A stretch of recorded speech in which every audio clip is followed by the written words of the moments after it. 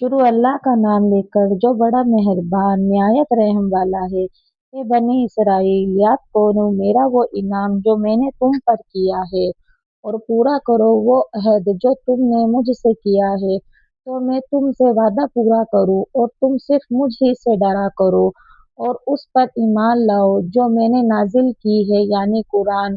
जो तस्दीक करती है उसकी जो तुम्हारे पास है, यानी तौरात। और तुम उसके बाद सबसे पहले इनकार करने वाले मत बनो, और मेरी आयत को थोड़ी कीमत पर मत फरोख्त करो, और सिर्फ मुझसे ही डरा करो, और हक को नाहक यानी बातिल के साथ मत मिलाओ,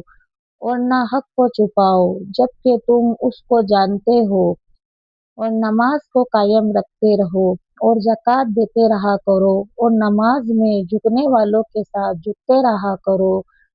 क्या तुम दूसरों को तो नेकी का हुक्म करते हो और अपने आप को भूल जाते हो, जबकि तुम किताबे इलाही पढ़ते रहते हो? क्या तुम अपनी अक्ल से सोचते नहीं? और सब्र और नमाज के जरिए मदद तलब करते रहा करो, और बिला सुबह ये गिरा गुजरता है मगर खुशो करने वालों पर नहीं, जो ये ख्याल रखते हैं कि उनको अपने रब से मुलाकात करनी है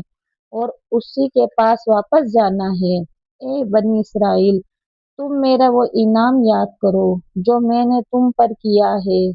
और उसको कि सारी दुनिया जहां वालों पर मैंने तुमको फजीलत बख्शी, और उस दिन से डरते रहो जिसमें कोई शख्स किसी से कोई काम नहीं आएगा, और न किसी की तरफ से सिफारिश कबूल होगी,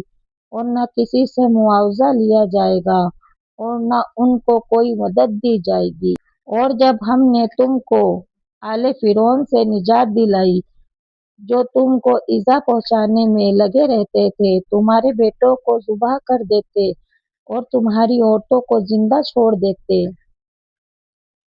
और इसमें तुम्हारे लिए बड़ा इम्तिहान था तुम्हारे रब की तरफ से। और जब हमने दरियाए शूर को तुम्हारे सबब फाड़ दिया, फिर हमने तुमको